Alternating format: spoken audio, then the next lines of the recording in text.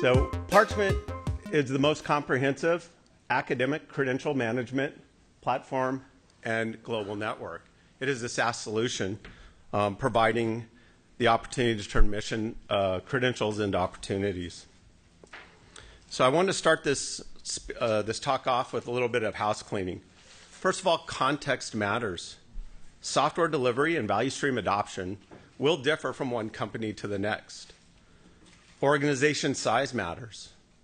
The way that enterprises like Broadcom works is going to be different than the way a small business or mid-market like Parchment works. We'll have different processes and cultural differences in how teams work.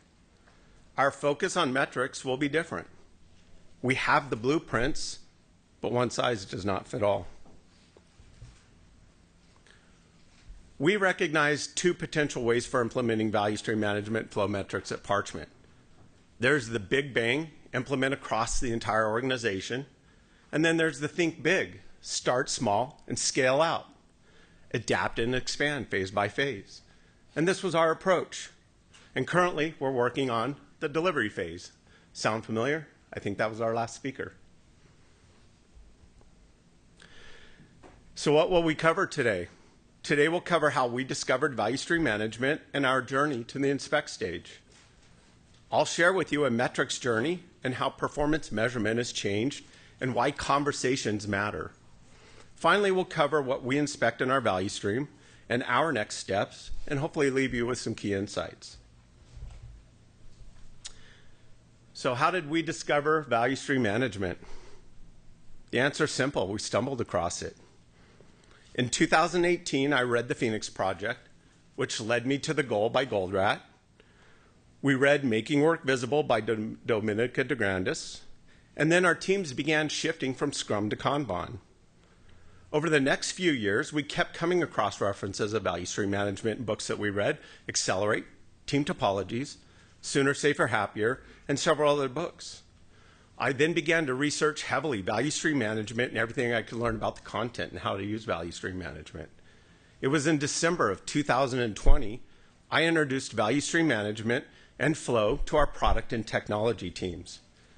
In 2021, we attempted our value stream mapping. We actually completed it, but that's a different story.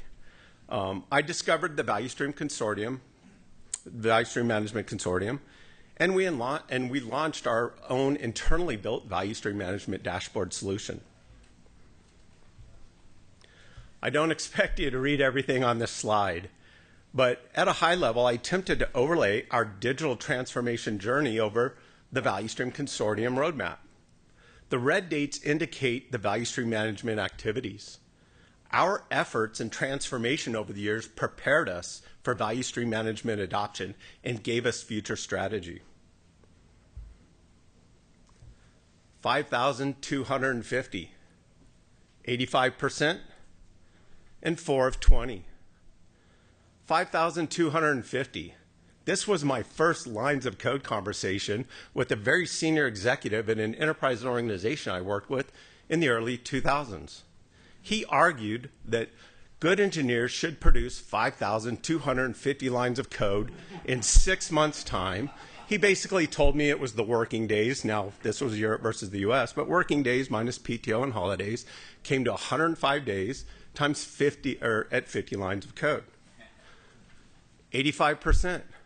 This was my department's individual target for utilization.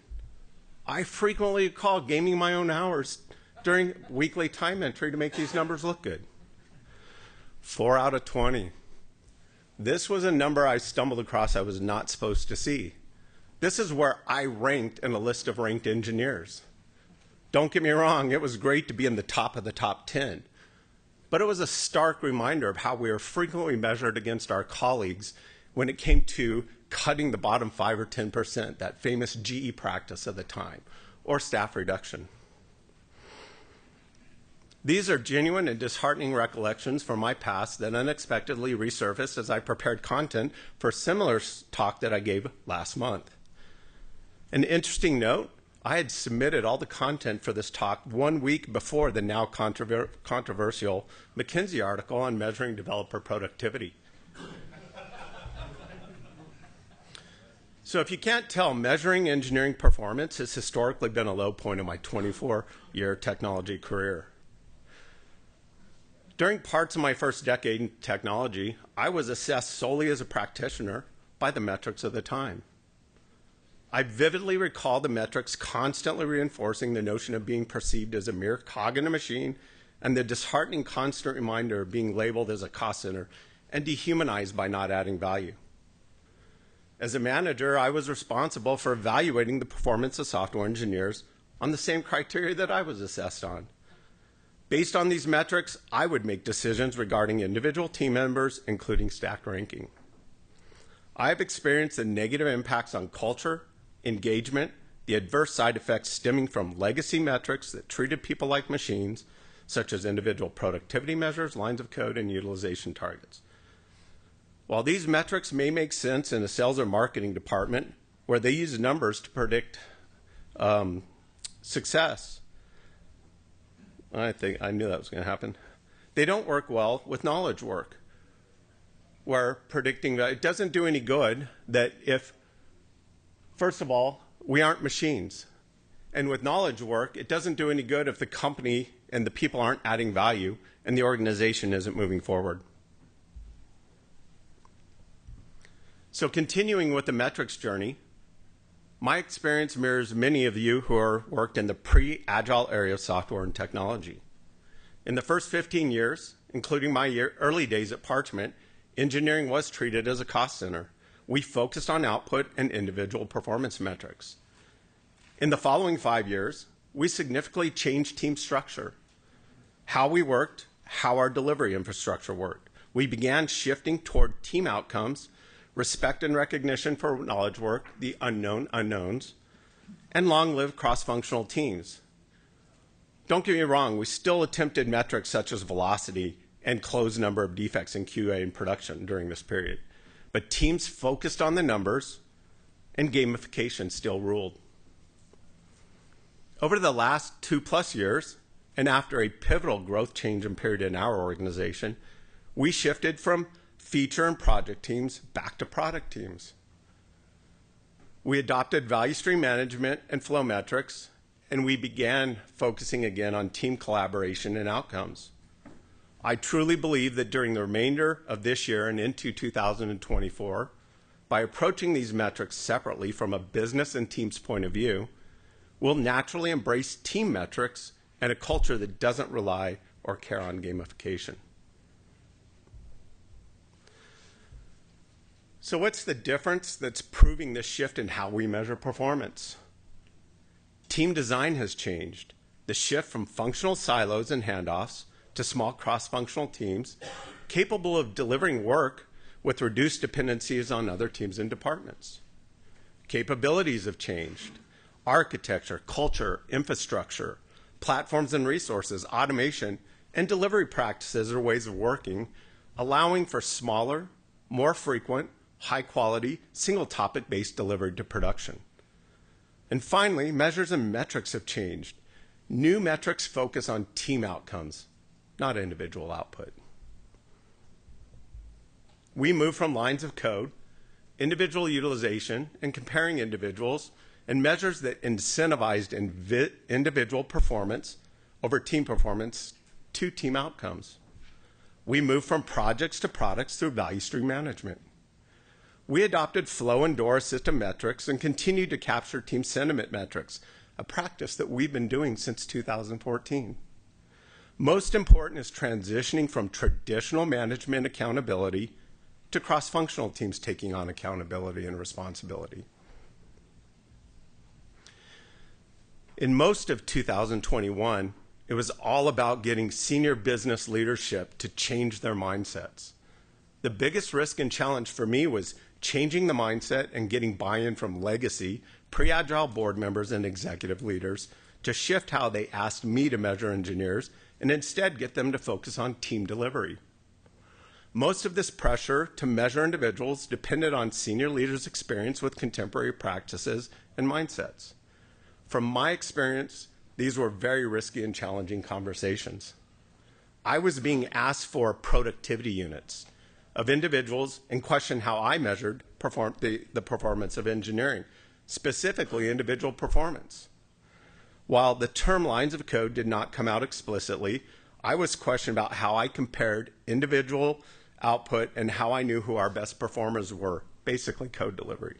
It's still a mindset of the past and of comparing individuals.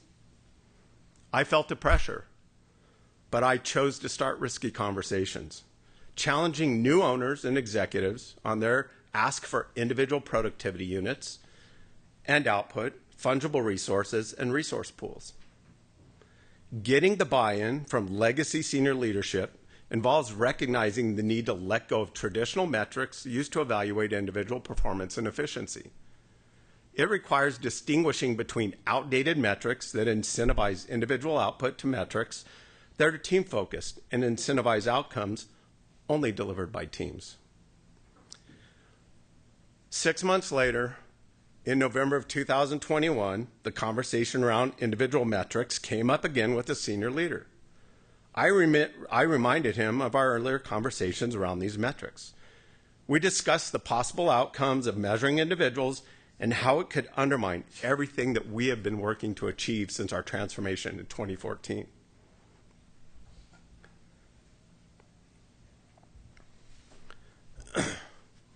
Just lost that part of the slide, so sorry. What it boils down to is you need to learn to speak and tell them the why in their language.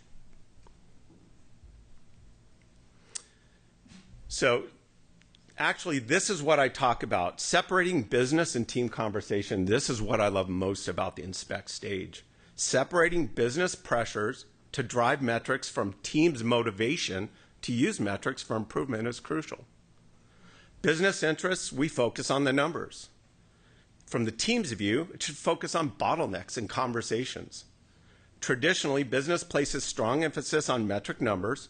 However, if teams solely fixate on these numbers, we risk transforming our organization yet again into a mere expensive gamification system impeding genuine improvement.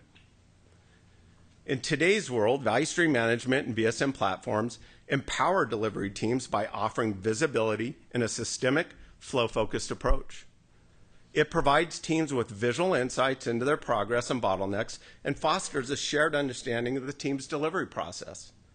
For teams, this fosters a culture of conversations and experimentation with improvements. For teams, it's about conversations. Teams can see and ask, how are we changing our system? What is the current data showing us? And what are the current obstacles we face with our lead time, cycle time, whatever you're measuring? When business leaders stay out of the way and teams recognize the value of today's metrics and utilize them to enhance their flow delivery, focusing on the bottlenecks and friction points, the numbers the business tracks will naturally follow suit. By embracing this approach, improvements become inherent, allowing the numbers to take care for themselves. Now, I understand this diagram is an eye chart, but it represents a diagram I created in 2022. It illustrates our phases, which you've seen here earlier: discovery, delivery, operate, and it outlines the corresponding steps in our workflow. The aim is to align metrics and tools with each phase, creating a comprehensive visual representation. We currently monitor and discuss the following metrics in our inspect stage: flow distribution, flow time, flow velocity, flow efficiency, flow load, and cycle time, specifically focusing on pull request management, heavily manual today. This year, we've actually adopted automating pull requests and continuous merge. We continue to monitor change failure rate and team sentiment. So 2023, our focus was on implementing an external value stream management platform and inspecting the data. We completed the initial team's education. We'll continue preparing the culture, and we just began our monthly metric retrospectives and team improvements. We're already adapting and making changes. For example, dealing with investigation tasks and innovation. In addition, we're expanding our team sentiment metrics. In 2024, it's about continuing to experiment with improvements, gain experience with the tool set, inspect, adapt, and alter practices. The second half of the year is about promoting efficiency conversations beyond the delivery phase. In 2025, hopefully it's about expanding flow across the organization. So what are some key takeaways? Like most changes in framework adoption, context matters. One size does not fit all, but there are great case studies and organizations to learn from. You've been witnessing that today. Next, to avoid gamification and create a flow culture, respect the difference between business and team conversations around metrics. Next, while I didn't mention it previously, being stable doesn't mean it will always have steady output. The business leaders will expect steady and improved numbers. However, teams are not machines. Some iterations may focus on conversation, design, planning, more than coding and delivery. This doesn't mean that teams are unstable or slipping backward. It is important to highlight these events and effectively communicate back to leaders. And finally, friction can sometimes arise from senior leaders with traditional mindsets and may require more exposure or knowledge of modern delivery practices. It's essential to be ready to provide clear explanations for the why and communicate in a way that resonates with them.